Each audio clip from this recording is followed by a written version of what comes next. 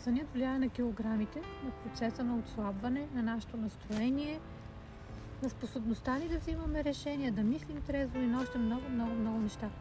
В това видео ще ви споделя още един трети ключ за по-добър сън и то е да успокоим емоциите и умът си преди лягане. Звучи супер елементарно, обаче е много ефективно. На мен, например, ми се е случило да си лягам с работата. Лягам и умът ми продължава да мисли какво се е случило през деня, какво трябва да се направи, да търси решение на задачи, проблеми, ситуации. И естествено, това ми влияе на съня, няма как. Така че аз открих за себе си две неща. Първото е, започнах да си водя дневник на благодарността всяка вечер, заставайки и си мисля какво ми се е случило през деня, за което мога да съм благодарна и всъщност да намеря полза от него.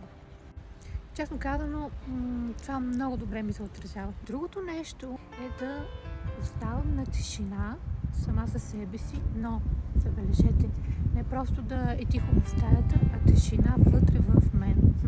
Какво означава това? Тишина вътре в мен. Означава за 2-3 минутки, ако може и повече, буквално да не мисля за нищо.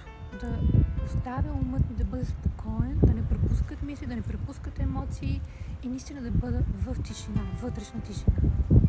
Така че един топъл душ, няколко думи на благодарност за изминалия ден и оставане в вътрешна тишина наистина вършат чудесна работа.